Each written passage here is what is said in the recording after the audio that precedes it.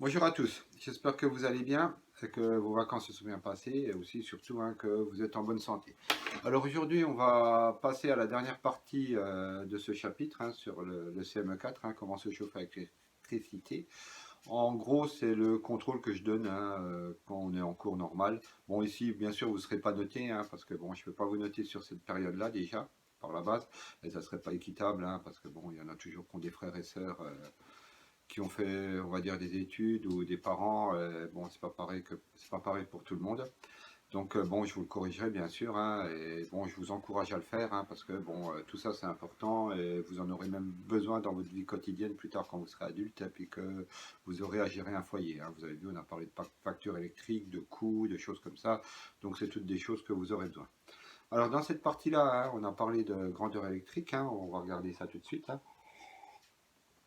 Alors, au niveau de ces grandeurs, qu'est-ce qu'on a? Ici, on a la tension qui va s'exprimer en volts avec le symbole grand V, l'intensité qui va s'exprimer en ampères avec le symbole grand A, et bien sûr, après les deux qu'on a vus cette année, qu'on a beaucoup insisté dessus, la puissance qui s'exprime en watts, symbole grand W, et enfin l'énergie qui s'exprime en joules, symbole grand J.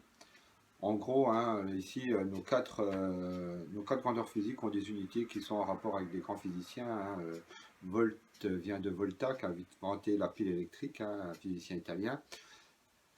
L'intensité pour le symbole l'ampère, ça vient de Pierre-Marie Ampère, qui était un physicien français pendant la Révolution, qui a fait beaucoup de choses. On lui doit beaucoup de choses, tout comme Lavoisier. Je pense que c'est les deux grands de la physique à cette époque-là.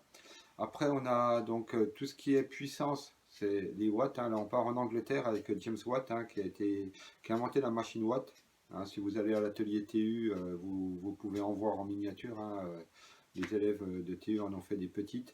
Donc ces machines-là permettaient de passer de l'énergie thermique à l'énergie mécanique, ce qui a fait un bond fantastique dans les usines à l'époque, qui a permis aussi à ce qu'il y ait moins d'exploitation ouvrière, on va dire. Et enfin, on a l'énergie, tout à la fin, qui s'exprime en Joule. Ça aussi, c'est un physicien, Monsieur Joule, ici. Alors voilà pour vos quatre grandeurs physiques. Alors ici, vous avez les grandeurs physiques. Là, vous avez le nom de l'unité. Là, vous avez le symbole de l'unité. D'accord? Donc, vous avez des questions qui sont en rapport là-dedans, parmi les quatre exercices que vous avez. Après, au niveau des formules que vous avez utilisées, bon, ben, pas grand-chose. C'est toutes des formules que vous connaissez. Je vais revenir sur le rendement. Que vous avez besoin dans le dernier exercice. Alors vous avez tout d'abord la puissance qui est égale à U fois I. Donc celle-là, vous la connaissez depuis un moment. Bien sûr, vous avez sa petite sœur qui est la loi d'Ohm, qui est U égale R fois I. C'est quasiment les mêmes, ces deux-là. D'accord. Donc celle-là aussi très importante, vous aurez à l'utiliser pas mal de fois, aussi l'année prochaine, vous l'utiliserez pas mal en TP. Après, bien sûr, on a l'énergie, qui est la puissance fois le temps.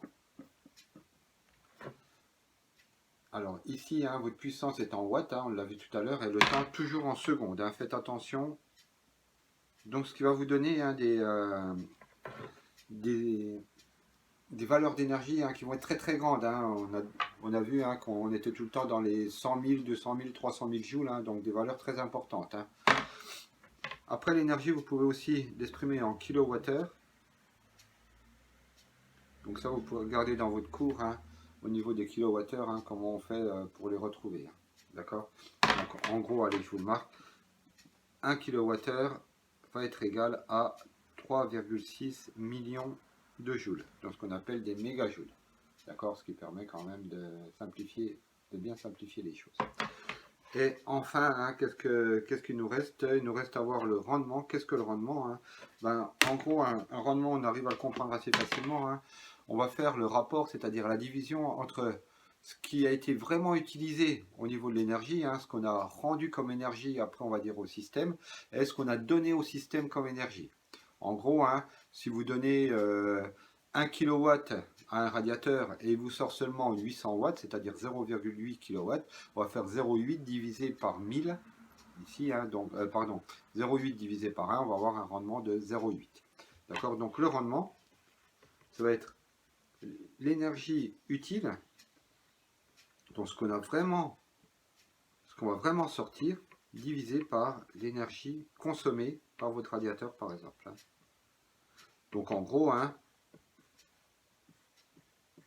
si ici, c'est le calcul que je vous disais, si vous donnez 1 kW à votre radiateur et il vous sort seulement 800 watts de chauffage, c'est que vous avez un rendement de 0,8 ou de 80% si vous voulez le convertir en pourcentage. D'accord? Donc ça, vous verrez plus tard, quand vous achèterez un chauffe-eau, un radiateur, etc.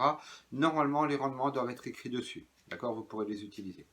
Voilà, j'attends vos travaux, n'hésitez pas à les envoyer.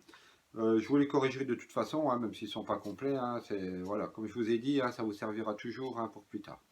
Je vous remercie pour votre attention, je vous dis à très bientôt et portez-vous bien. Au revoir.